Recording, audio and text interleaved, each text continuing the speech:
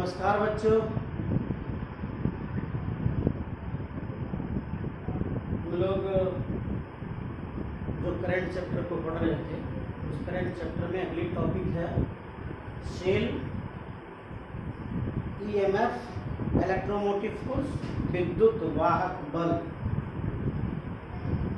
और आपका internal resistance, आंतरिक प्रतिरोध और टर्मिनल वोल्टेज।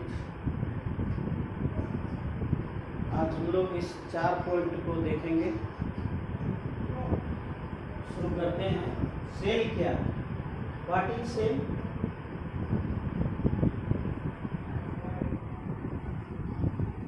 तो सेल एक ऐसा प्रबंध है, सेल एक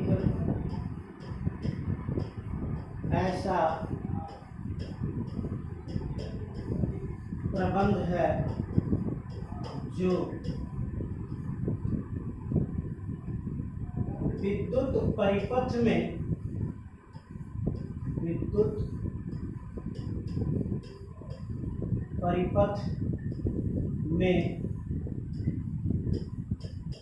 लगे सभी उपस्तर को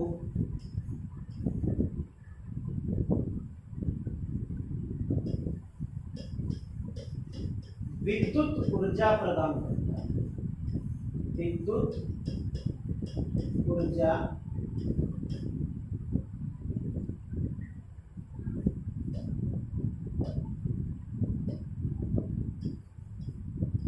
प्रदान करता है।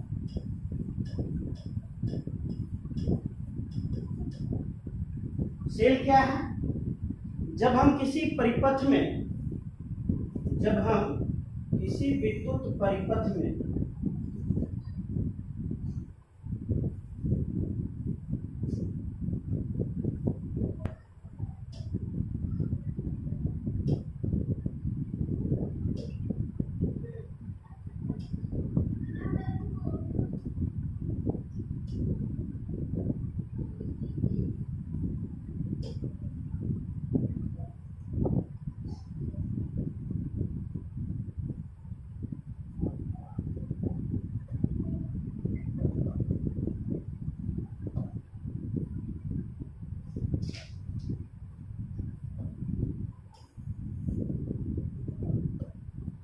ये हमारा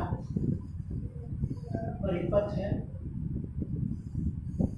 इस परिपथ में ये हमारा सेल लगा हुआ है V वोल्ट का, या कहिए ये आपको इलेक्ट्रोमोटिव फोर्स प्रदान करता है। इधर से धारा निकली I धारा, और यह कहाँ चला जाता है?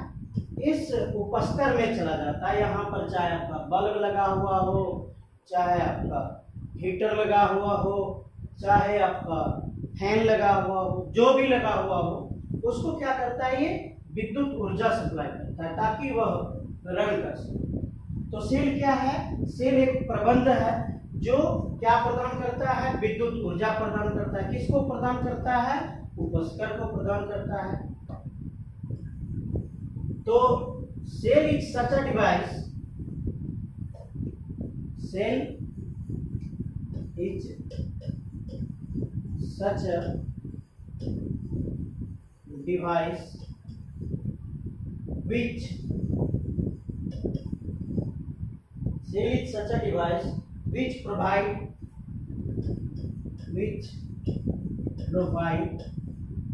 electric current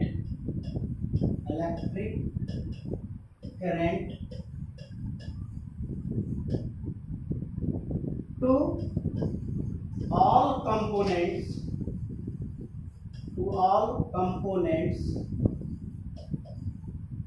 which are present in electric circuit.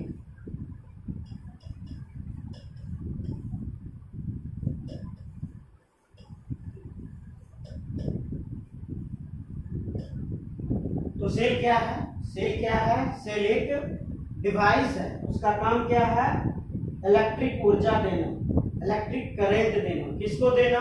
तो जितने भी कंपोनेंट, जितने भी उपस्तर मौजूद हैं, अगर हम यहाँ पर एक बल्ब लगा दें, ये आपका बल्ब है, फिर यहाँ पर हम एक फ्रिज लगा दिए, तो जितना भी कंपोनेंट होगा, सभी कंपोनेंट को यदि हम, ये कुंजी की है, ये आपका बैटरी है, तो ये इसका काम क्या है? ये एनर्जी देता है, इलेक्ट्रिक करंट देता है। ये करंट आई इसमें भी फ्लो करेगा, ये करंट आई इसमें भी फ्लो करेगा। तो जितने भी उपस्तर होंगे, सब में ऐसी घटना घटित होगी। तो सेल क्या है? Cell provide energy. सेल का काम क्या है? सेल ऊर्जा प्रदान करता है। सेल क्या करता है? ऊर्जा प्रदान करता है।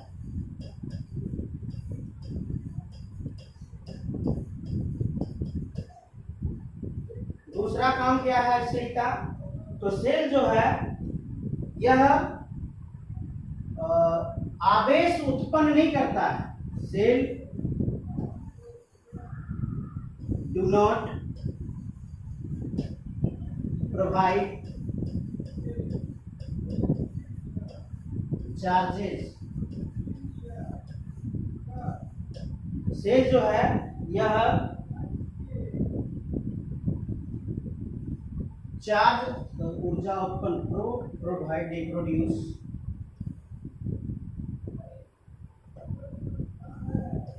Produce charges.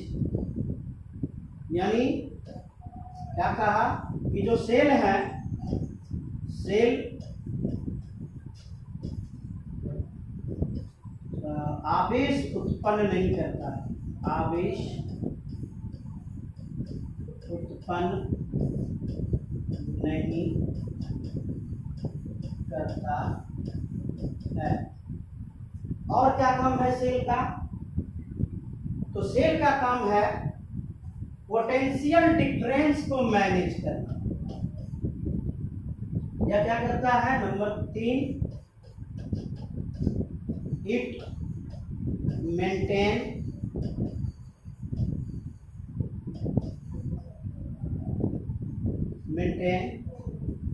Potential difference across the circuit।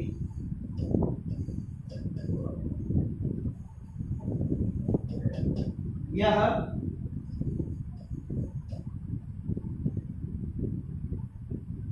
विद्युत परिपथ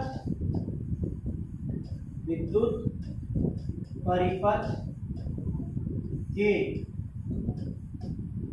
विभवांतर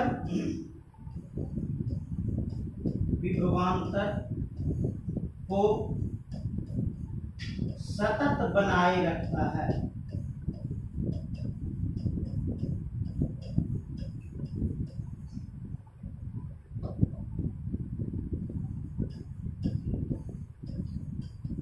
ये तो सेल का कार्य। तो अगर सेल है तो क्या करेगा? ये प्लस पे है, ये माइनस पे है। तो प्लस पे है तो जो ये इधर चला, यहां से क्रॉस किया, यहां से क्रॉस किया, यहां से आते आते यहां पर पहुंचा। कब? जब कुंजी क्लोज होगा तब, सर्किट पूरा होगा तब।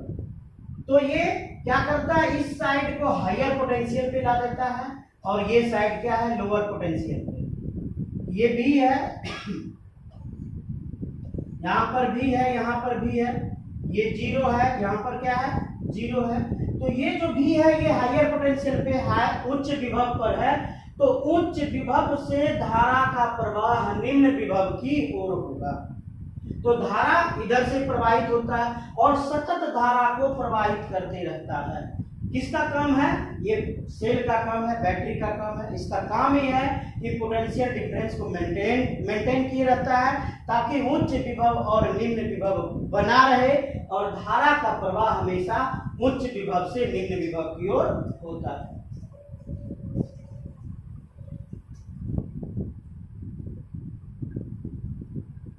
तो जब ये पोटेंशियल डिफरेंस मेंटेन करता है तो उस स्थिति में ये क्या करता है, यह इलेक्ट्रॉन और चार्ज को फोर्स करता है कि तुम सर्किट में मूव करो। तो पोटेंशियल डिफरेंस जब मेंटेन होता है तो पोटेंशियल डिफरेंस के कारण क्या होता है, यह क्या लगाता है, EMF लगाता है, इलेक्ट्रोमोटिव फोर्स लगाता है। कहाँ लगाता है? तो इलेक्ट्रॉन कहिए या आवेश कहिए, उस पर क्या लगाता है, ये इलेक्ट्रोमोटिव फोर्स लगाता है। किसके ऊपर लगाता है? इलेक्ट्रॉन पर लगाता है। क्यों लगाता है? ताकि इलेक्ट्रॉन का प्रवाह विद्युत परिपथ में होता रहे, विद्युत परिपथ में होता रहे। तो इलेक्ट्रॉन जब फ्लो करेगा तो इलेक्ट्रॉन का फ्लो अगर हो गया तो परिपथ में धारा का प्रवाह हो गया। इलेक्ट्रॉन फ्लो करेगा तो इलेक्ट्रॉन फ्लो किधर करता है? अपोजिट डायरेक्शन में। ये अपोजिट डायरेक्शन में इलेक्ट्रॉन का फ्लो होगा और आपका इलेक्ट्रिक फील्ड इधर आएगा, धारा का प्रवाह। इस तरह से सेल का काम है यह धारा को मेंटेन किए रखता है। तो इसका उदाहरण है इलेक्ट्रोकेमिकल सेल। Electrochemical cell. इसका दूसरा नाम है गैल्वानी cell.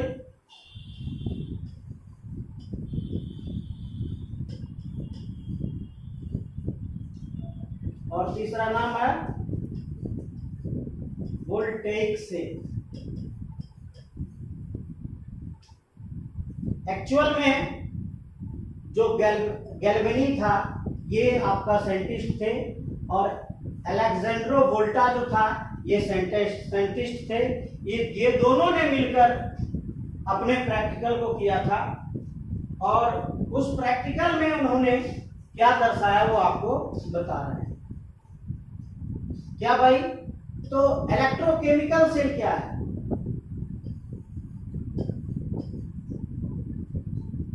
Electrochemical cell is a device which convert chemical energy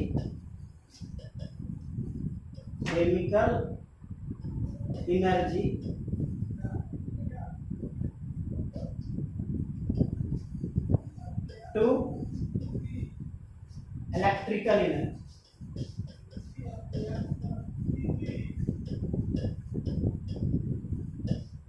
यानी इलेक्ट्रोकेमिकल से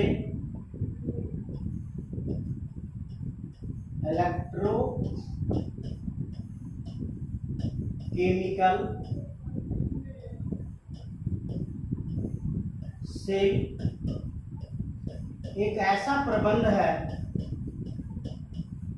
एक ऐसा प्रबंध है जो रासायनिक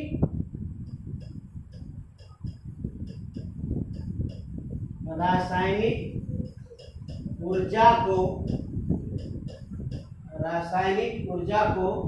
विद्युत ऊर्जा में परिवर्तित करता है, विद्युत ऊर्जा में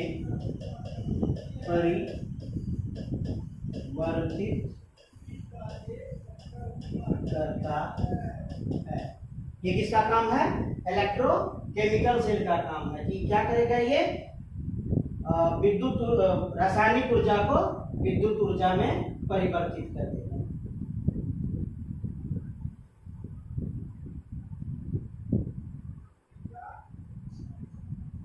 अब उन्होंने क्या किया था?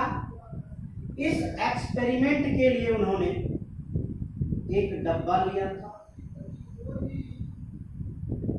इस डब्बे में उन्होंने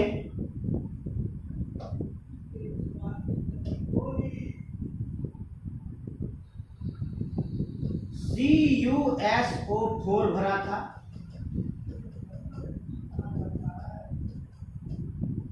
CuSO4 कॉपर सल्फेट। उसका कलर कैसा है? उसका कलर ब्लू होता है। तो ये क्या भरा हुआ है इसमें? इसमें CuSO4 भरा हुआ।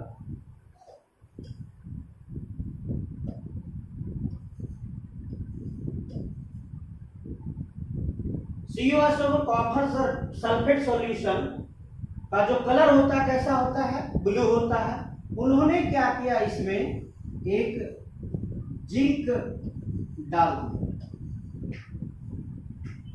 जिंक डालने के बाद कुछ देर उस सॉल्यूशन को उन्होंने देखा, तो सॉल्यूशन में उन्होंने क्या पाया कि जो ब्लू कलर है यह डिस्कलर होने लगा है। ये जो ब्लू कलर था इसका colour get changed, blue colour में बदलाव होने लगा। इसका मतलब क्या हुआ कि जो जिंक है ये CuSO4 के साथ अभिक्रिया कर रहा है, और अभिक्रिया करने के बाद वह जो सॉल्यूशन है वो जिंक उसके साथ रह जाता है और कॉपर अलग हो जाता है। तो जिंक जो है यह किसके साथ अभिक्रिया कर रहा है? Zn प्लस CuSO4 क्या ये हो जाता है? ये खुद ZnSO4 प्लस Cu ये खुद जिंक सल्फेट का सॉल्यूशन बना देता है और कॉपर को डिस्प्लेस कर देता है इससे। चूंकि जिंक जो है कॉपर से अधिक अभिक्रियाशील है, अधिक अभिक्रियाशील होने के कारण यह क्या करता है? उसके स्थान को ग्रहण कर लेता है। किसके स्थान को ग्रहण कर लेता है? तो कॉपर के स्थान को ग्रहण कर लेता है और कॉपर को कॉपर सल्फेट सॉल्यूशन से डिस्प्लेस कर देता है। तो यहां जो था जिंक का जो ढेला दिया गया था, मेटल जो दिया गया था, इसको क्या देखा कि यह दुबला पतला होना शुरू कर दिया। ये जो है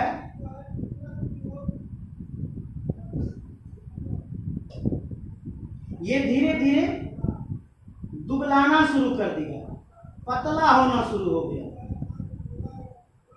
तो पतला क्यों हो रहा था भाई? तो जिंक टूट के कहां जा रहा था? कॉपर सल्फेट सॉल्यूशन में जा रहा था, और उसी का जो 2+ आयन है वो 2+ आयन कॉपर गेन कर रहा था। कॉपर गेन करके अपना एक अलग ही तत्व बना रहा था।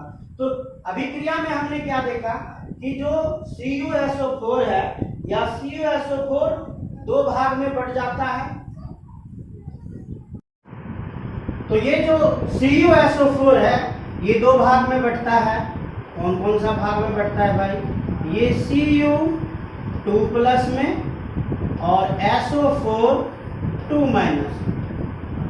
ठीक इसी प्रकार इधर जो है Zn2+ में SO4 2-। तो क्या पाया कि SO4 2- दोनों तरफ है, ये कॉमन है। इसका मतलब मुख्य क्रिया कौन कर रहा है? मुख्य क्रिया Zn कर रहा है। तो इधर क्या क्रिया हो रहा है मुख्य में? Zn प्लस Cu2+, और इधर Zn2+ प्लस Cu। तो इसमें जो मुख्य रोल अदा कर रहा है इसमें मुख्य रोल अदा कौन कर रहा है? तो मुख्य रोल अदा इलेक्ट्रॉन कर रहा है। इधर भी देखिए और इधर भी देखिए। यानी अगर गैल्वेनी और अलेक्जेंडर वोल्टा उन्होंने क्या देखा कि इस अभिक्रिया में मुख्य किरदार कौन निभा रहा है? तो मुख्य किरदार इलेक्ट्रॉन निभा रहा है। अगर इसी के आधार पर सेल बनाया जाए तो सेल बन सकता है। तब उन्होंने क्या किया? अपना अभिक्रिया शुरू किया। उन्होंने क्या किया? उन्होंने दो बर्तन लिया। एक बर्तन में ZnSO4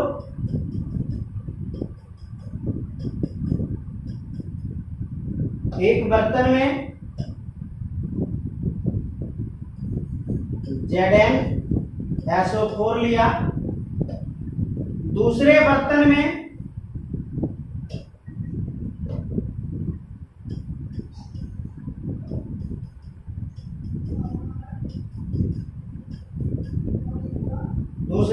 में उन्होंने कॉपर सल्फेट का सॉल्यूशन लिया, CuSO4 लिया। इसमें जिंक का रॉड डाल दिया गया।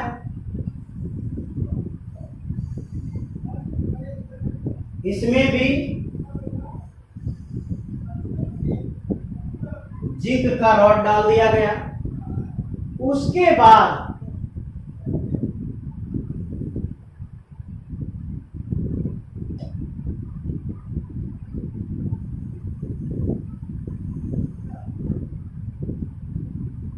इन्होंने एक तार से दोनों को जोड़ दिया। जब एक तार से उन्होंने इसको जोड़ दिया तो वो क्या पाते हैं? अभिक्रिया जब प्रारंभ हो जाता है तो वो क्या पाते हैं कि जो जिंक रॉड है वो धीरे धीरे दुबला पतला होना शुरू हो जाता है।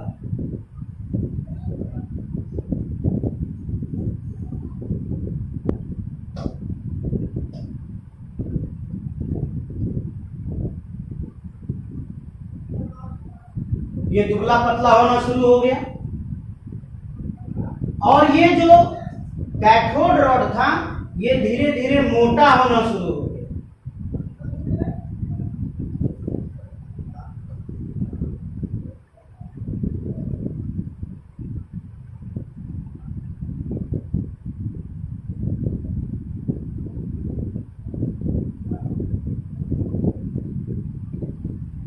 ये जो कॉपर रॉड था ये धीरे धीरे मोटा होना शुरू हो गया। तो बात क्या था? जो जिंक रॉड दुबला पतला होने लगा और कॉपर सल्फेट का रॉड जो है वो मोटा होने लगा। तो क्या कारण था कि जिंक सल्फेट में जो जिंक था वो जिंक टूट रहा था।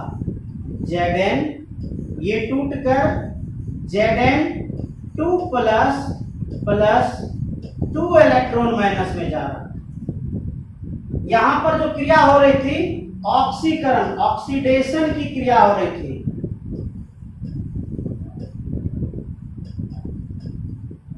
ऑक्सीकरण की अभिक्रिया हो रही थी।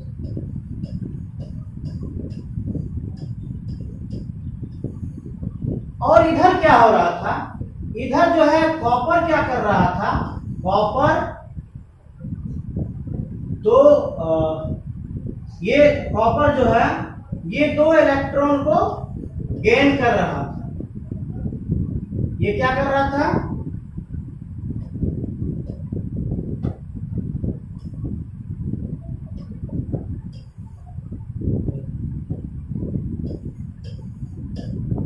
जिंक क्या कर रहा था? 2 इलेक्ट्रॉन को लूज कर रहा था और कॉपर क्या कर रहा था? कॉपर 2 इलेक्ट्रॉन को गेन कर रहा था। और क्या बना रहा था? ये कॉपर बना रहा था। चूंकि यहां पर मटेरियल इसके ऊपर आ रहा था, गेन कर रहा था। क्या कर रहा था? ये इलेक्ट्रॉन का गेन कर रहा था, मतलब अपने में समा रहा था। अगर गेन कर रहा था, इसको लाभ हो रहा था, तो लाभ की स्थिति में यह क्या हो रहा था? यह मोटा हो रहा था। लेकिन यहां पर क्या हो रहा था, यहां पर 2 इलेक्ट्रॉन लूज हो रहा था, यानी इसको क्या हो रही थी, इसको हानि हो रही थी, इसलिए यह दुबला पतला हो रहा था। तो इस स्थिति में क्या पाया कि इलेक्ट्रॉन जो है इस वायर से होकर मूव करते हुए कहां पहुंच जाता है, इस ओर पहुंच जाता है। इसका मतलब है कि ऐसा करने से इलेक्ट्रॉन में मूवमेंट होता है। इलेक्ट्रॉन में क्या होता है, मूवमेंट होता है, वह अपने स्थान को परिवर्तित करता है। यदि इलेक्ट्रॉन में मूवमेंट हो, वह अपने स्थान में परिवर्तन करे, यानी इलेक्ट्रॉन फ्लो करना शुरू कर दिया, तो समझ जाइए कि धारा वहां है। लेकिन क्या देखा गया कि इसकी सर्किट पूरा नहीं हो पा रही है, क्योंकि इससे इलेक्ट्रॉन यहां जा रहा है। अगर यहां से इलेक्ट्रॉन यहां आ जाए तब सर्किट पूरा होगा, और अगर सर्किट पूरा हो जाता है तो करंट का फ्लो शुरू हो जाएगा। इसीलिए आप केमिस्ट्री में पढ़े होंगे सॉल्ट ब्रिज पढ़े होंगे। सॉल्ट ब्रिज क्या करता है, इसके सर्किट को पूरा कर देता है, तो करंट का पूर्ण फ्लो होना शुरू हो जाता है। अब इसको हम अपने इसमें समझाते हैं आपको कि भाई हम क्या करते हैं। हमने एक बीकर लिया, इस बीकर में हमने इलेक्ट्रोलाइट लिया, इस बीकर में हमने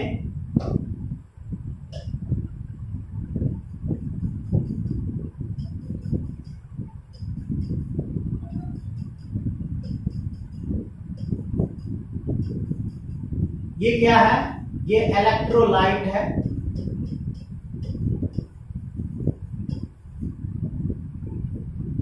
अब हमने क्या किया कि एक तरफ हमने कॉपर का रॉड डाल दिया, ब्लू कलर कर दिए, कॉपर ब्लू कलर में होता है इसलिए कर रहे हैं।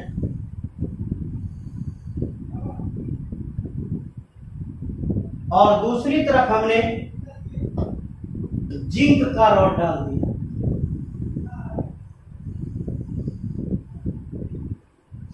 इसको क्या कहते हैं, इसको इलेक्ट्रोड कहते हैं, इसको क्या कहते हैं, इसको भी इलेक्ट्रोड कहते हैं।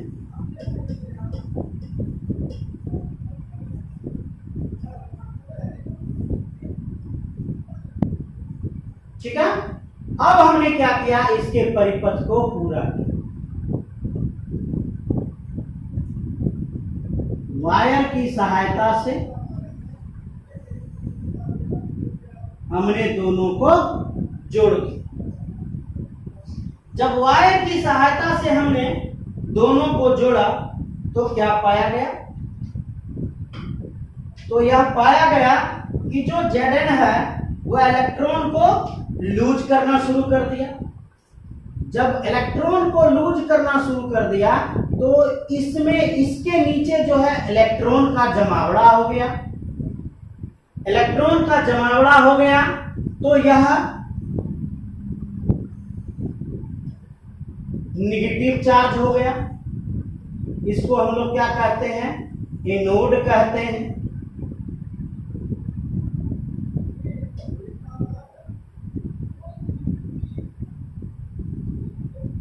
इसको क्या कहते हैं हम, एनोड कहते हैं। अब ये क्या, यहां से क्या हुआ, इलेक्ट्रॉन का फ्लो होना शुरू हुआ। इलेक्ट्रॉन कहां पहुंचा, इसके पास पहुंचा। इसने क्या किया, इसने इलेक्ट्रॉन को गेन कर लिया,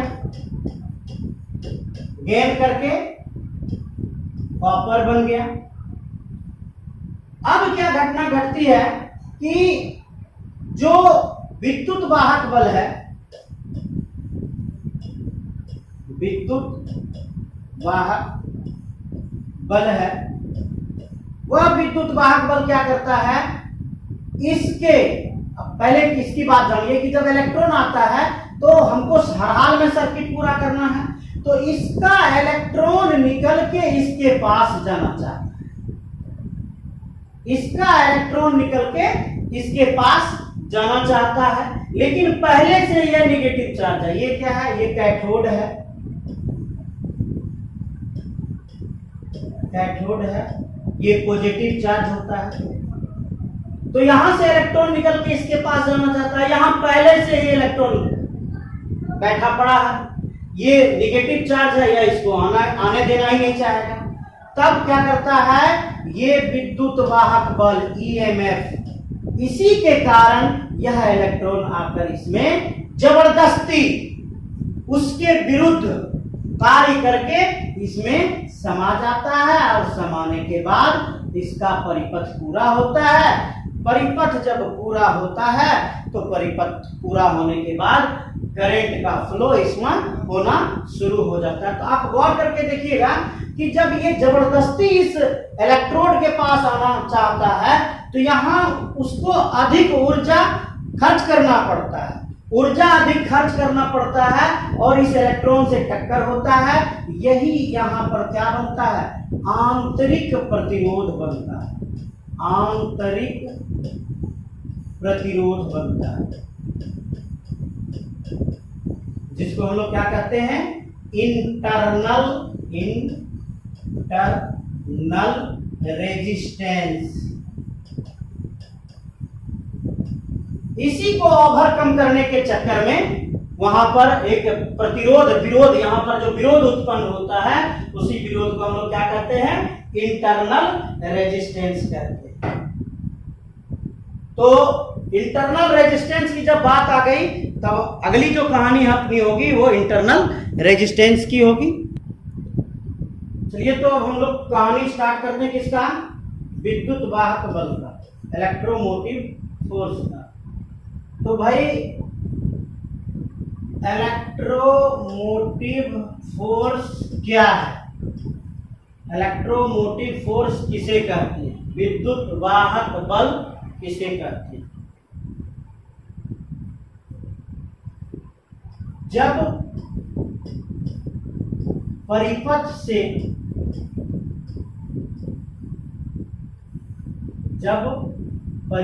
से धारा का प्रवाह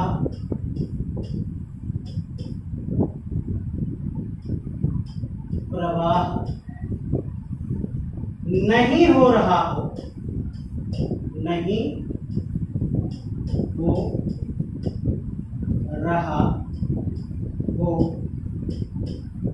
तो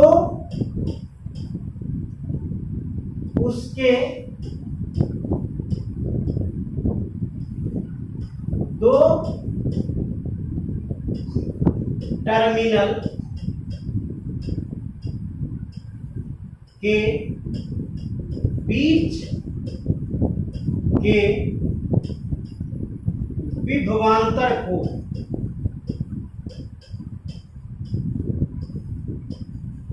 क्या कहते हैं? विद्युत वाहक बल कहते हैं। क्या कहते हैं इसको? विद्युत वाहक बल कहते हैं। क्या बोला? समझिएगा बात कि जब परिपथ से धारा का प्रवाह नहीं हो रहा हो, हम गए बाजार में एक बैटरी खरीदी,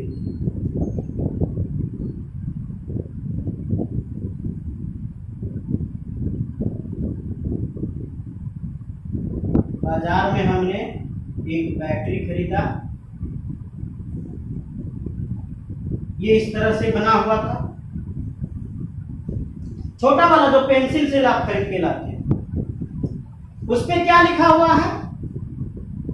1.5 वोल्ट। इसका मतलब क्या है कि इसका जो विद्युत वाहक बल है EMF है, इसको जो सूचित करते हैं इसी तरह E से सूचित करते हैं। इस बैटरी का, इस सेल का जो विद्युत वाहक बल है 1.5 वोल्ट है। इसको विद्युत वाहक बल कह सकते हैं, कहते हैं। क्यों कहते हैं? क्योंकि अभी इसका परिपथ पूरा नहीं हुआ, इसका सर्किट पूरा नहीं हुआ। सर्किट पूरा जब नहीं हुआ हो उस समय अगर दो टर्मिनल के बीच, ये हो गया एक टर्मिनल और पीछे वाला हो गया दो टर्मिनल, हम लोग क्या करते हैं, बैटरी लाते हैं, जो निकला हुआ भाग रहता है उसको प्लस करते हैं और पीछे जो प्लेन वाला भाग होता है उसको माइनस करते हैं। तो या ए भी लिख दें, इसको अच्छा रहेगा, इसको ए कह दीजिए, इसको बी कह दीजिए। ये प्लस में होता है, ये माइनस में होता है, इसको कह सकते हैं भी प्लस, इसको क्या कहेंगे, भी, कलर चेंज, इसको कहेंगे भी, इसको कहेंगे भी माइनस। तो अभी क्या है, अभी इसका परिपथ पूरा नहीं है, इसका सर्किट पूरा नहीं है, करंट फ्लो नहीं कर रहा है, धारा का प्रवाह नहीं हो रहा है। और इस स्थिति में जब इसके दो टर्मिनल के बीच विभवांतर को मापा जाए, इसके पोटेंशियल डिफरेंस को निकाला जाए, जो पोटेंशियल डिफरेंस आएगा वह क्या कहलाएगा, विद्युत वाहक बल, ईएमएफ कहलाएगा। यानी ईएमएफ यह भी वोल्ट है, ईएमएफ का जो यूनिट होता है इसका भी यूनिट वोल्ट होता है।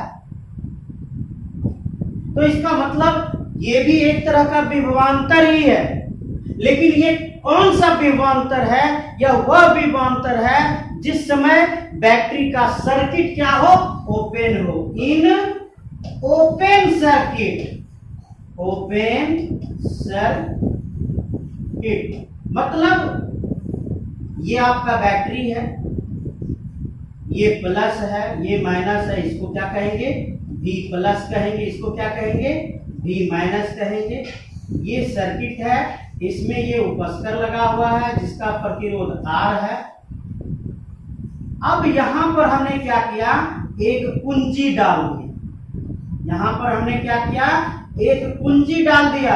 अभी कुंजी क्या है, अभी कुंजी ओपन है, अभी कुंजी ओपन है, और ओपन यानी ये स्विच है, और स्विच अगर ओपन है, इस स्थिति में इसका जो पोटेंशियल डिफरेंस होगा, इस पोटेंशियल डिफरेंस को क्या कहेंगे हम, ईएमएफ कहेंगे।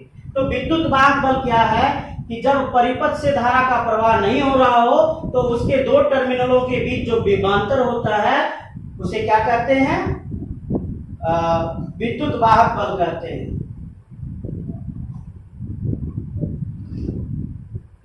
It is the potential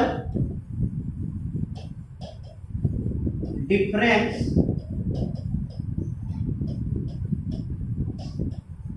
between two terminal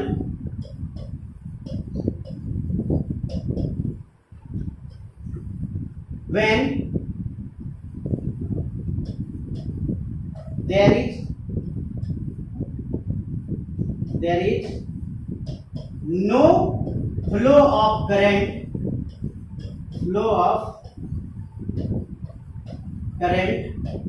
through the circuit,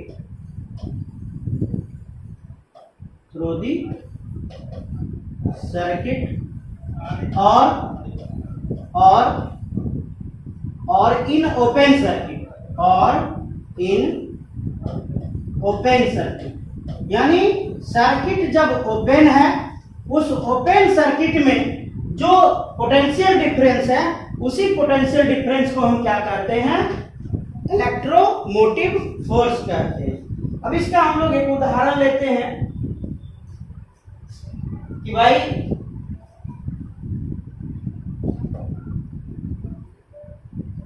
कि हमने एक बैटरी लिया, ये प्लस है, ये माइनस है, उस बैटरी में क्या लिखा हुआ है, 12 वोल्ट।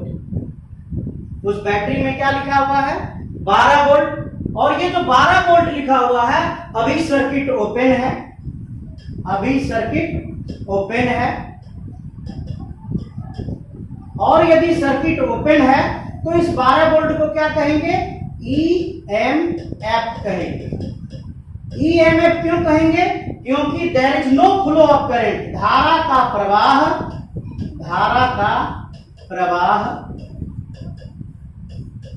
नहीं हो रहा है, धारा का प्रवाह नहीं हो रहा है।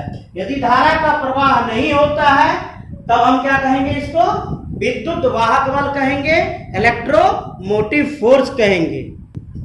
अब इस खुली अवस्था में आपको दिया गया ये V प्लस है और ये V माइनस है। आपको इसका जो मान दिया 6 वोल्ट दिया और इसका मान आपको 3 वोल्ट दिया। बैटरी में जो पॉजिटिव इलेक्ट्रोड है इसका मान 6 वोल्ट दिया, जो नेगेटिव इलेक्ट्रोड है उसका मान 3 वोल्ट दिया। आपको बोला भाई EMF निकालें, find EMF of this circuit. तो EMF का फार्मूला क्या होता है वो देख लीजिए थोड़ा, इसके लिए खुली सर्किट के लिए E equal to V plus minus V minus, E equal to V plus का वैल्यू कितना है 6 वोल्ट माइनस ये जो V माइनस है, चूंकि यह किस अवस्था में है? माइनस की अवस्था में है, इसका मान क्या है? ऋणात्मक है। तो क्या करेंगे? इसके आगे में माइनस डालेंगे। अगर इसके आगे में माइनस डालते हैं तो ये मान कितना हो जाता है? -3 volt. E equal to 6 volt minus plus 3 volt equal to 9 volt. यानी इस बैटरी का इलेक्ट्रोमोटिव फोर्स कितना है? 9 वोल्ट है। अगर मान लिया इसी का दे देता आपको कि ये है 10 वोल्ट पर, ये प्लस वाला जो है पॉजिटिव वाला 10 वोल्ट पर है और निगेटिव वाला 2 वोल्ट पर है। आपको कहता what is EMF of this battery, this cell, इसका इस सेल का EMF क्या है? फार्मूला क्या है आपके पास? V plus minus in bracket V minus, यानी निगेटिव पोल। ये पॉजिटिव पोल हो गया, ये निगेटिव पोल हो गया। पॉजिटिव पोल का वैल्यू कितना है? 10 वोल्ट है, माइनस निगेटिव पोल का वैल्यू कितना है? 2 वोल्ट है। 10 वोल्ट प्लस गुना माइनस, माइनस गुना माइनस प्लस 2 वोल्ट बराबर 12 वोल्ट। इसका EMF क्या है? विद्युत वाहक बल क्या है? 12 वोल्ट है। तो ये जो हमने बैटरी लगाया यहाँ पर, कितने का बैटरी लगाया? 12 वोल्ट का बैटरी लगाया। कब? जब सर्किट ओपन हो, धारा का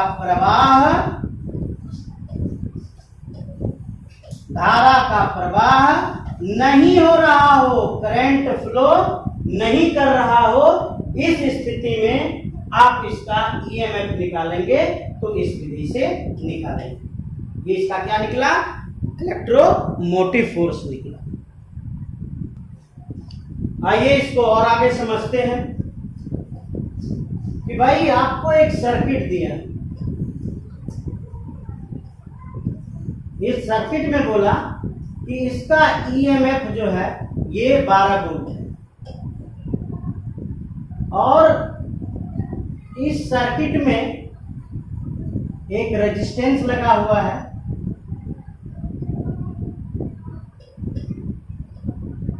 ये 4 ओम का रेजिस्टेंस लगा हुआ है। आपको बोला कि इस सेल से कितनी धारा निकल रही है, इस सेल से कितनी धारा निकल रही है। तो आप डायरेक्ट ओम के नियम को लगाते हैं। I बराबर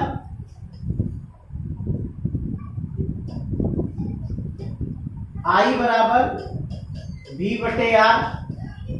आपके पास क्या है? V ये इलेक्ट्रोमोटिव फोर्स है, इसको आप फिर से लिख सकते हैं, इस तरह से भी लिख सकते हैं E बाय आर। आपके पास इलेक्ट्रोमोटिव फोर्स 12 वोल्ट का है, आर का वैल्यू 4 ओम है, कट गया 4 किया 12 बराबर 3 एम्पियर। तो आप क्या कहते हैं कि बैटरी से जो हम धारा ड्रॉ कर रहे हैं 3 एम्पियर का धारा ड्रॉ कर रहे हैं। बैटरी से जो धारा निकल रही है, कितने एम्पियर की धारा निकल रही है? बैटरी से 3 एम्पियर की धारा निकल रही है। अब आपको फिर क्वेश्चन पूछा कि भाई ये जो आप उपस्तर लगाए हैं, ये जो आप कंपोनेंट लगाए हैं, इन कंपोनेंट के बीच कितना वोल्ट है? कितना वोल्ट है? तो भाई एक उपस्तर है, सीरीज में है, ये एक जितना वोल्ट निकला पूरा का पूरा वोल्ट यहाँ पहुंच गया। अगर 2 होता तब बंटवारा होता, 2 तो है नहीं, सिंगल उपस्तर है। तो बैटरी 12 वोल्ट का था, इसके बीच का जो पोटेंशियल डिफरेंस आया कितना आया? 12 वोल्ट का आया। ये तो हमारा कैलकुलेशन था, ये हम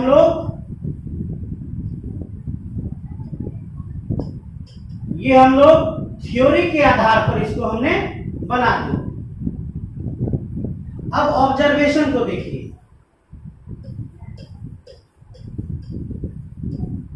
कि हम जिस समय प्रैक्टिकल कर रहे थे उस समय हमें क्या क्या मिला। तो भाई हमने क्या देखा, ये V प्लस है, ये V माइनस है, 12 वोल्ट की बैटरी लगी है, इलेक्ट्रोमोटिव फोर्स का मान 12 वोल्ट है, एक उपस्तर है,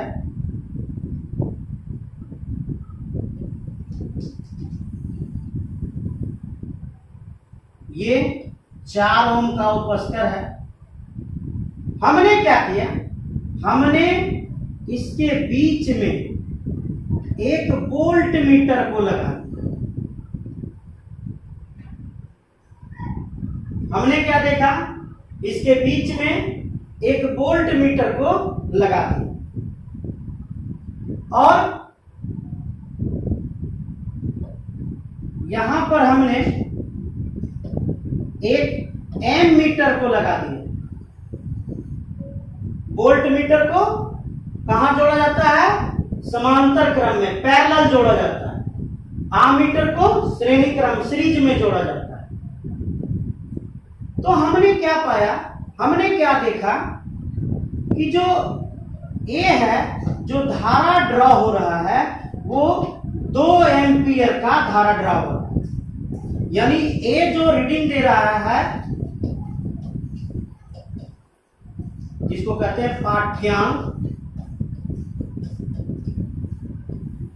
ए जो रीडिंग दे रहा है मात्र 2 एम्पियर दे रहा है।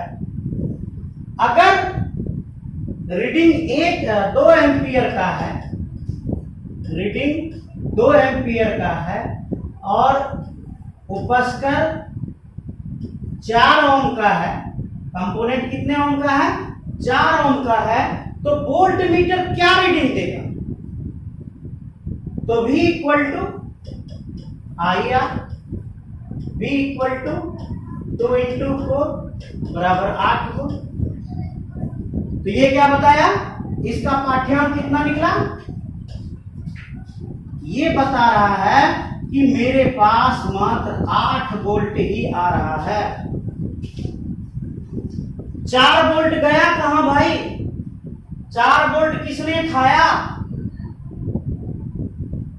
तो होता क्या है कि इलेक्ट्रॉन यहां से चलता है, इलेक्ट्रॉन यहां से चलता है, यहां से चलता है, उस समय इसको ऊर्जा मिला रहता है, ये उच्च विभव पर होता है, V प्लस से चलता है, उच्च विभव पर होता है। जब रेजिस्टेंस से होकर क्रॉस करता है तो खर्चा किए जाता है, वो खर्चा किए जाता है।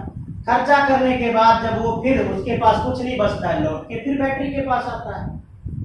काहे भाई? ऊर्जा दो। फिर ऊर्जा लिया, फिर चल दिया, इधर आके खर्चा कर दिया। लेकिन पाया क्या गया कि जो खर्चा करने गया तो 12 वोल्ट था, यहां मात्र हमको 8 वोल्ट दिखाई दे रहा है। आखिर 4 वोल्ट गया कहां? तो वो जो 4 वोल्ट की कहानी है, वो 4 वोल्ट की कहानी यहीं पर है। यही आंतरिक प्रतिरोध है जो 4 वोल्ट को खाए जा रहा है, जो 4 वोल्ट को पूर्णतः खाए जा रहा है। कैसे खाया जा रहा है भाई? तो यहां पर भी तो इलेक्ट्रॉन का झगड़ा हो रहा है। ये इलेक्ट्रॉन जबरदस्ती इधर घुसना चाह रहा है, क्योंकि ये पहले से निगेटिव स्थिति में है, और जब ये इलेक्ट्रॉन यहां पहुंचा तो यहां से इलेक्ट्रॉन इधर जबरदस्ती घुसना चाह रहा है। यहां तो मार झगड़ा हो गया, मार झगड़ा हो गया तो उष्मा निकल गया, उष्मा निकल गया तो ऊर्जा की क्षति हो, ऊर्जा की क्षति हुई। लेकिन फिर भी वह जबरदस्ती एक विद्युत वाहक बल के कारण, एक फोर्स के कारण जबरदस्ती इसमें समा जाता है।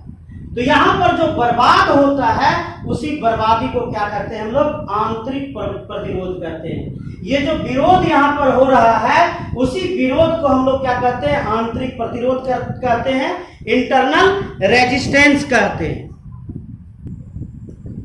तो ये आंतरिक प्रतिरोध है क्या? कैसे इसको परिभाषित करेंगे भाई? पहले इसका आंतरिक प्रतिरोध निकाल के दिखा देते हैं कि 8 वोल्ट था 12 वोल्ट का, गया यहां 8 वोल्ट, तो 4 वोल्ट गया कहां? अब देखिए, इसको हम निकाल के दिखाते हैं। इसके पास गया 8 वोल्ट, धारा निकला 2 एम्पियर का। इसका प्रतिरोध कितना था? तो 4 ओम था।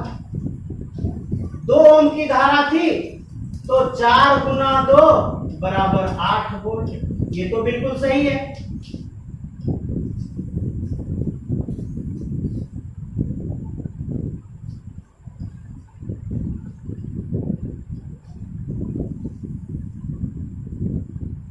ये 12 वोल्ट थी, तो 8 वोल्ट गया कहां? तो 8 वोल्ट जो जाता है वो इंटरनल रेजिस्टेंस में चला जाता है। कहां है इंटरनल रेजिस्टेंस? वो दिखाते हैं आपको।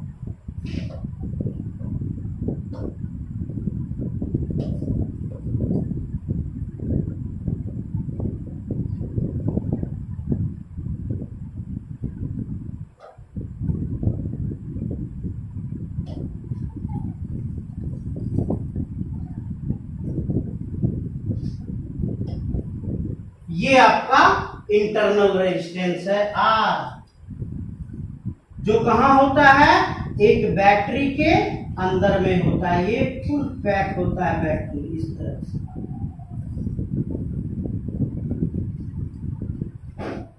ये हो गया आपका निगेटिव टर्मिनल, ये हो गया आपका पॉजिटिव टर्मिनल, और बैटरी के अंदर क्या होता है? रेजिस्टेंस R होता है, जो इसका 4 वोल्ट खा गया, जो इसका 4 वोल्ट खा गया। अगर ये 4 वोल्ट को खा जाता है तो इसका भाई R का वैल्यू क्या होगा? तो हमने क्या किया था? प्रतिरोध गुना धारा, तो वोल्ट मिला था, है ना? और यदि वोल्ट में हम धारा से भाग दे दें तो क्या मिल जाएगा हमको? प्रतिरोध मिल जाएगा। तो 4 वोल्ट में धारा से भाग दे दीजिए, 2 ओम आया। R का वैल्यू कितना है? 2 ओम है। अब आप निकाल के देखिए, सारा वोल्टेज आपको मिल जाएगा। क्या? 2 ओम की धारा, 4 ओम का ये प्रतिरोध है, 2 ओम का ये प्रतिरोध है, तो 2 दूनी 4, 4 वोल्ट ये हो गया, और 4 दूनी 8, 8 वोल्ट ये हो गया। इस तरह से ये अपने धारा को मैनेज करेंगे। तो इस स्थिति में आंतरिक प्रतिरोध किसे कहेंगे?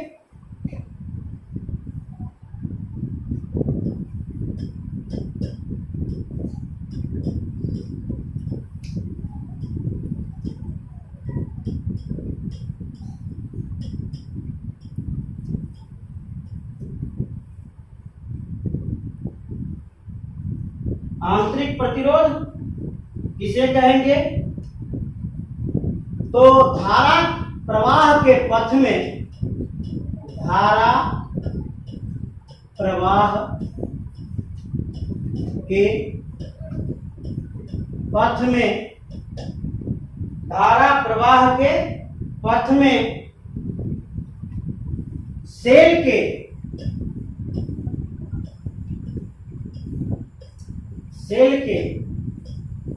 Electrolyte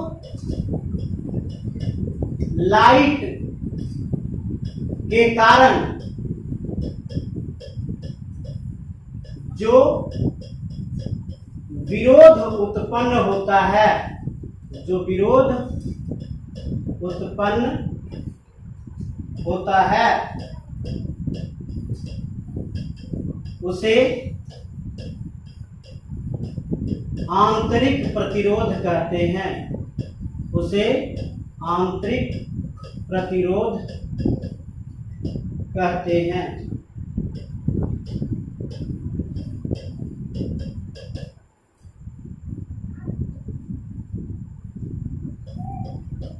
The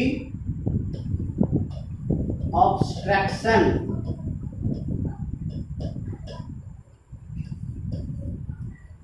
occurred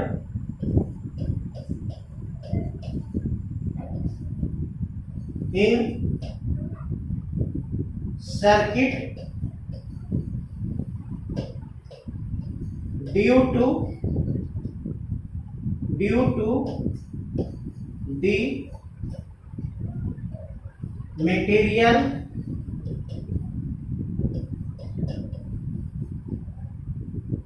due to electrolyte material, electrolyte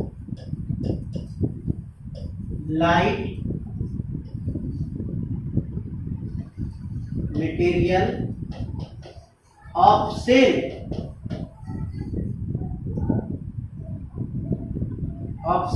is called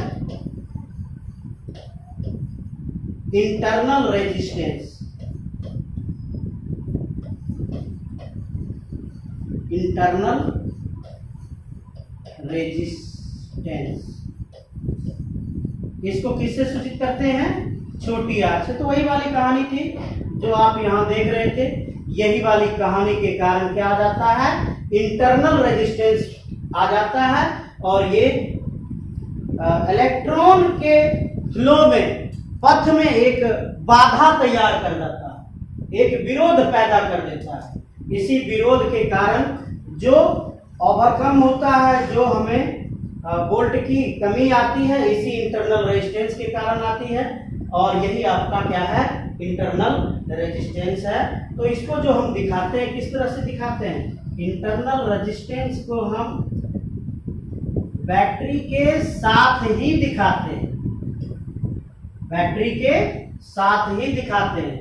और जब भी आपका इंटरनल रेजिस्टेंस होगा, छोटी आर जो है हमेशा always be in series with external resistance, ये हमेशा जो है बाह्य प्रतिरोध के साथ श्रेणी क्रम में आ जाता है। जो आपका इंटरनल रेजिस्टेंस है यह हमेशा बाह्य प्रतिरोध के साथ कहां आ जाता है? श्रेणी क्रम में आ जाता है।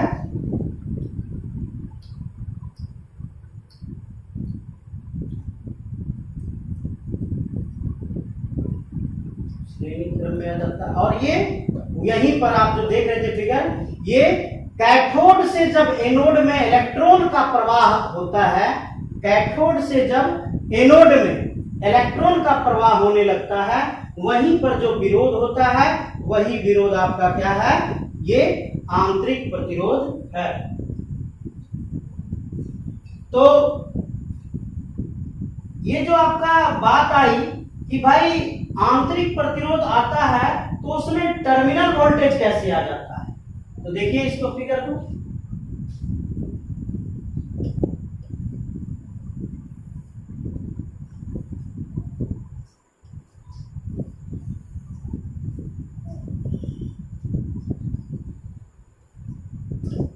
बड़ी आर, ये छोटी आर, ये V प्लस, ये V माइनस, इस पॉइंट को हम ए मान लेते हैं, इस पॉइंट को हम बी मान लेते हैं, इस पॉइंट को हम सी मान लेते हैं, इस पॉइंट को हम डी मान लेते हैं। तो आपका जो बड़ी आर है, ये आपका बड़ी आर क्या है? बड़ी आर आपका एक्सटर्नल रेजिस्टेंस है, बाह्य प्रतिरोध है, जबकि छोटी आर जो है ये इंटरनल रेजिस्टेंस है, ये आंतरिक प्रतिरोध है। तो एक को हम मान लेते हैं T1, ये उच्च प्रतिरोध, उच्च टर्मिनल है, उच्च विभव पर है T1, और इसको क्या मान लेते हैं T2, ये निम्न विभव पर है। तो जो धारा का प्रवाह होता है वो कहां से कहां होता है? उच्च विभव से निम्न विभव की ओर होगा। तो धारा का प्रवाह किस ओर होगा? T1 तरफ से T2 की ओर होगा। अब इसको हम टर्मिनल वोल्टेज को कैसे परिभाषित कर सकते हैं? टर्मिनल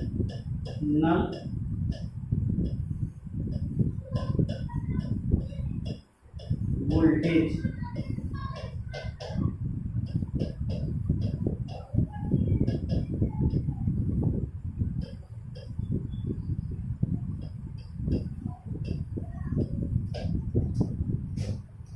दो टर्मिनल के बीच, दो टर्मिनल के बीच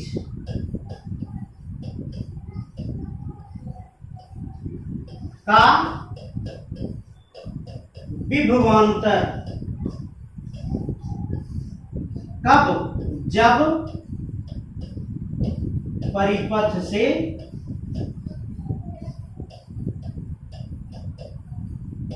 धारा प्रवाहित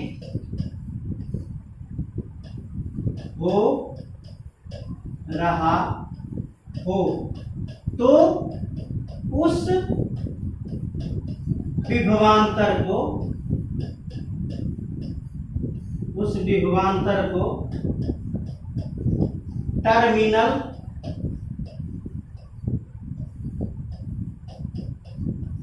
वोल्टेज कहते हैं। यही अंतर है विद्युत वाहक बल और टर्मिनल वोल्टेज में। विद्युत वाहक बल में परिपथ से धारा का प्रवाह जब नहीं हो रहा होता है, उस समय उसके पोटेंशियल डिफरेंस को हम विद्युत वाहक बल कहते हैं। लेकिन जब परिपथ से धारा का प्रवाह हो रहा है, उस स्थिति में जो विभवांतर होगा, प्रवाह होने की स्थिति में जो विभवांतर होगा, उसको हम लोग क्या कहेंगे? टर्मिनल वोल्टेज कहेंगे। The potential difference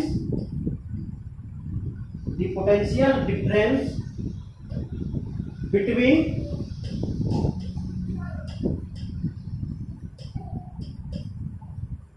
two terminal, the potential difference between two terminal when the current is flowing in circuit, that potential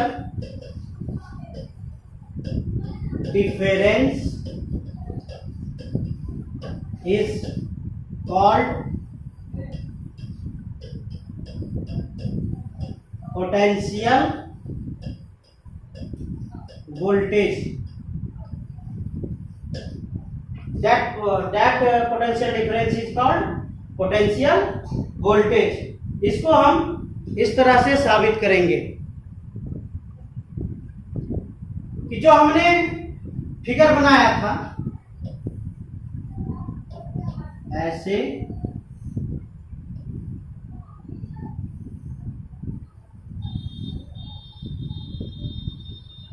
हमने ये 12 वोल्ट की बैटरी लिया था, जो करंट फ्लो हो रहा था 2 एम्पियर का करंट फ्लो हो रहा था, इसको हमने 4 एम्पियर लिया था, इसको हमने 4 ओम लिया था। 4 ओम लिया था तो इसका जो वोल्ट निकला था वो कितना निकला था? 8 वोल्ट निकला था। तो हमने इसका जो मान प्राप्त किया, इसका मान हमने 2 ओम प्राप्त किया, जिससे हमें क्या पता चला कि इसमें इसका पोटेंशियल डिफरेंस कितना है? 4 वोल्ट है। तो ये जो 4 वोल्ट आया, हमने कैसे क्या किया था? हमने किया था 12 वोल्ट, हमने किया था 8 वोल्ट बराबर 12 वोल्ट माइनस 4 वोल्ट। ये 8 वोल्ट जो हमारा कब निकला? 12 वोल्ट में जब आंतरिक प्रतिरोध 4 वोल्ट को माइनस कर दिया तो हमें क्या मिला? 8 वोल्ट मिला। तो 8 वोल्ट क्या है? 8 वोल्ट क्या है? तो जब धारा का प्रवाह इससे होने लगता है, उस स्थिति में जो वोल्टेज आता है उसको क्या कहते हैं? टर्मिनल वोल्टेज कहते हैं। धारा के प्रवाह की स्थिति में जो वोल्ट हमें प्राप्त होता है, इसको गौर कीजिएगा इस बात का कि जब धारा का प्रवाह हुआ 2 एम्पियर का, तो हमको जो वोल्ट निकला कितना निकला? 8 वोल्ट निकला ना। तो धारा के प्रवाह की स्थिति में जो वोल्ट निकलता है उसको क्या कहते हैं? टर्मिनल वोल्टेज कहते हैं। तो 8 वोल्ट को क्या कहते हैं? टर्मिनल वोल्टेज कहते हैं, जिसको किससे सूचित करते हैं? हम V से सूचित करते हैं। यहां हम ऐसे हिंट दे देते हैं, ये टर्मिनल वोल्टेज है। तो 8 वोल्ट को हमने V से सूचित कर दिया। ये 12 वोल्ट क्या है? ये 12 वोल्ट आपका EMF है। कब? ये 12 वोल्ट हमें कब मिला था? जब बैटरी आपका ओपन सर्किट में था। जब बैटरी आपका ओपन सर्किट में था तो आपने क्या लिया? 12 वोल्ट लिया। इसका मतलब 12 के जगह पे हम क्या लिख सकते हैं? E लिख सकते हैं। माइनस ये 4 वोल्ट कब मिला था? जब आप 2 एम्पियर को 2 ओम से गुना किया था, यानी I, पहले इसको लिख दें पूरा, 2 एम्पियर को गुना किया था 2 ओम से, तब आपको क्या मिला? 4 वोल्ट मिला। तो आप फार्मूला दे सकते हैं V equal to E minus 2 ampere क्या है? ये धारा है, और 2 ओम क्या है? तो ये आंतरिक प्रतिरोध है, छोटी है। तो V इक्वल टू क्या मिला आपको formula? V equal to E minus IR। V equal to E minus IR। अगर बोले कि भाई टर्मिनल वोल्टेज का डेरिवेशन निकालो, तो एक फिगर बना रहे हैं हम, डेरिवेशन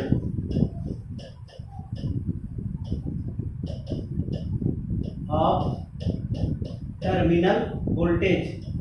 ये हम लोग व्यंजक प्राप्त कर रहे हैं।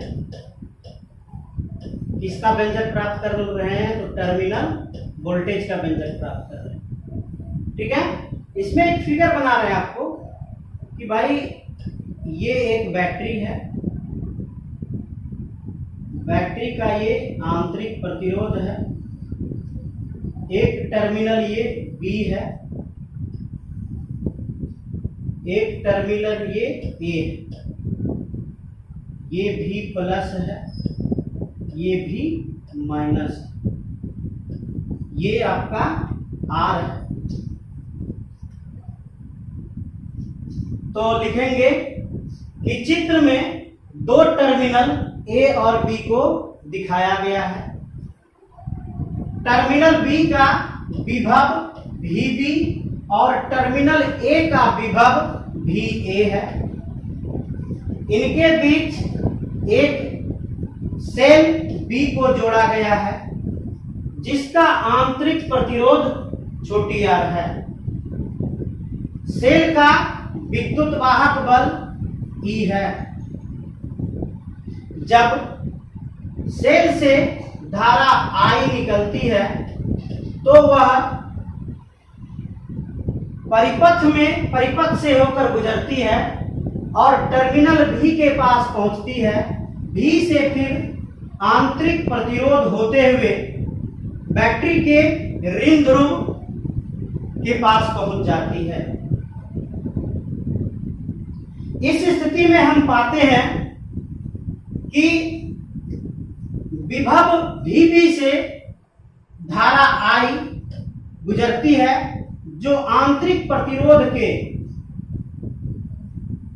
पहले भाग C और दूसरे भाग D से होकर गुजरती है। चूंकि यहां पर धारा की दिशा C से D की ओर है, अतः C उच्च विभव पर है और D निम्न विभव पर है। ये हो गया आपका उच्च विभव, ये हो गया आपका निम्न विभव। लेकिन सेल के समीप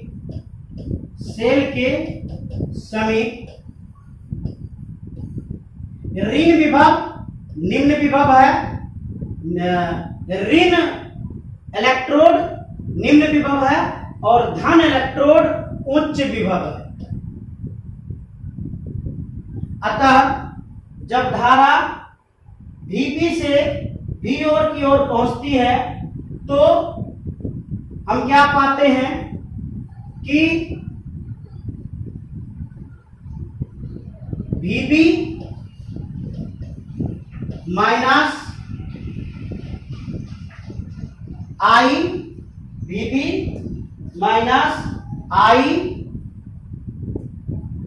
into R, VB minus I into R।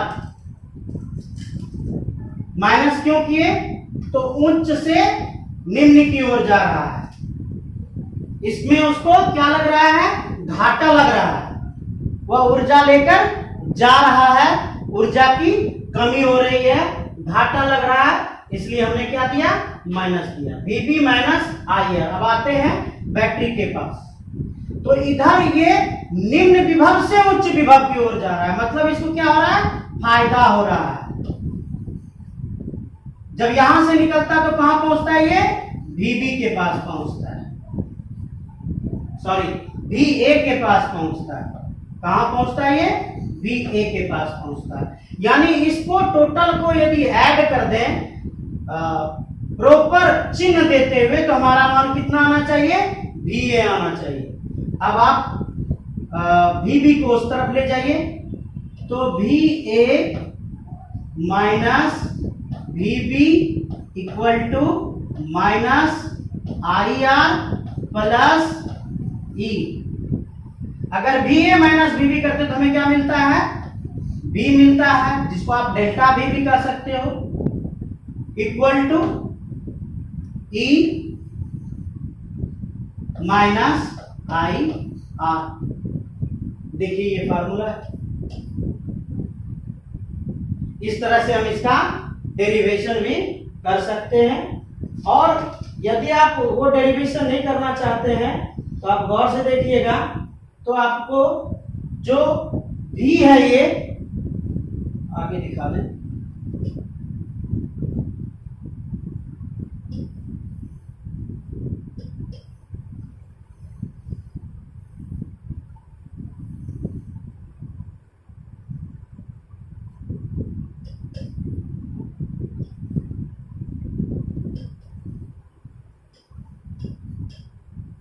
अगर आप निकाल लेते हैं तो यहां से भी निकल आता है V इक्वल टू क्या होता है? IR। ये तो हम लोग ओम के नियम से जान रहे हैं। ये क्या कहां पे है? इसको कहते हैं एक्सटर्नल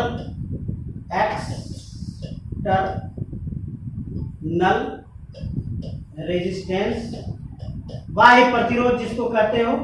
तो भाई अगर हम इस सूत्र को यहां पर डालें, क्या है आपका?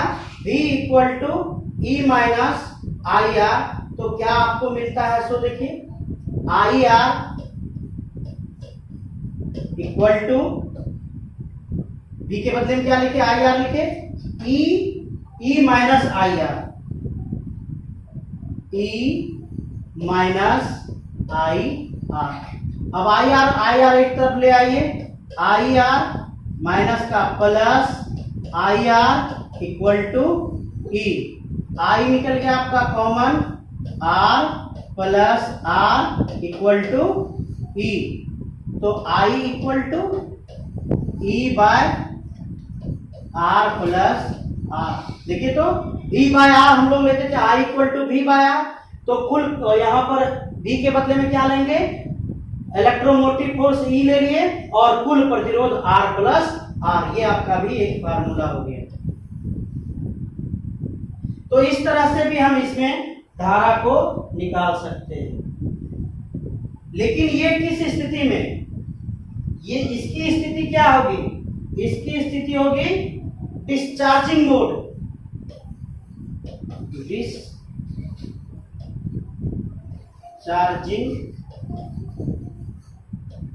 मोड।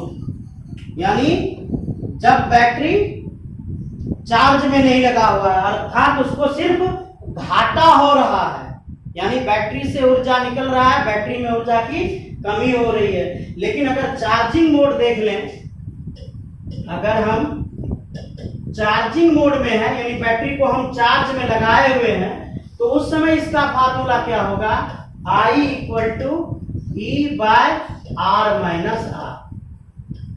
ये चार्जिंग मोड में और ये डिस्चार्जिंग मोड में। अब आते हैं हम लोग लास्ट पॉइंट में कि भाई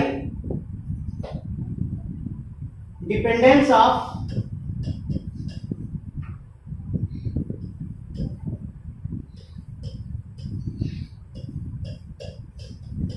इंटरनल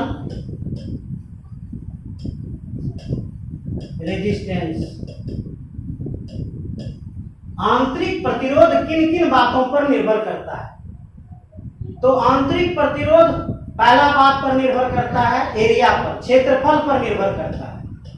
क्षेत्रफल पर निर्भर कैसे करता है, यदि वो मोटा मोटा होगा, इलेक्ट्रोड उसका मोटा मोटा होगा, तो इलेक्ट्रोड मोटा मोटा होगा तो ये दोनों बहुत करीब होगा, पास पास में होगा। और इलेक्ट्रॉन जो इधर से इधर आना है तो आसानी से चला आएगा, यानी इसका एरिया अगर अधिक होता है तो इंटरनल रेजिस्टेंस इसका कम होगा। यही संबंध है। क्षेत्रफल पर कैसे निर्भर करता है कि एरिया यदि अधिक होगा तो इंटरनल रेजिस्टेंस उसका कम होगा। दूसरा, दोनों के बीच की दूरी, दोनों के बीच की दूरी, इन दोनों के बीच की दूरी को यदि हम लोग क्या कह दें, इन दोनों के बीच की दूरी को यदि d कह दें, तो d का मान जितना कम होगा r का मान उतना कम होगा। d का मान कम होगा तो क्या होगा, वो एक दूसरे के पास चला है, पास चलाएगा तो इलेक्ट्रॉन का फ्लो आसानी से होगा। तो d का मान जितना कम होगा इंटरनल रेजिस्टेंस भी उतना ही कम होगा। ये दूसरा पॉइंट है। तीसरा पॉइंट चाहिए कंसंट्रेशन ऑफ इलेक्ट्रोलाइट। तीसरा पॉइंट सांद्रता, सांद्रता कंसंट्रेशन।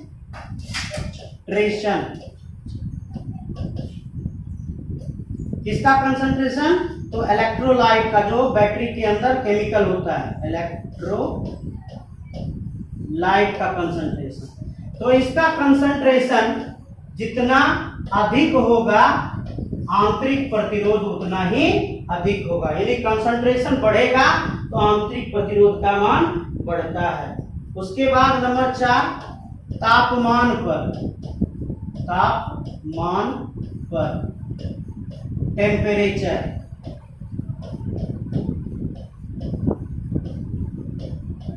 तो आप क्या पाते हैं कि किसी भी धातु के तापमान, किसी भी धातु का तापमान बढ़ाया जाए, या बैटरी को आप क्या करते हैं, यदि गर्म कर देते हैं, धूप दिखा देते हैं, तो क्या होता है, थोड़ा देर के लिए वो ज्यादा चलने लगता है। तो तापमान यदि बढ़ता है तो आंतरिक प्रतिरोध का मान घटता है। इन्हीं सभी बातों पर आंतरिक प्रतिरोध निर्भर करता है। आज भर के लिए इतना ही। धन्यवाद। मन से पढ़िए, वीडियो को लाइक कीजिए, शेयर कीजिए, सब्सक्राइब कीजिए। सब्सक्राइब करना ना भूलिए। धन्यवाद।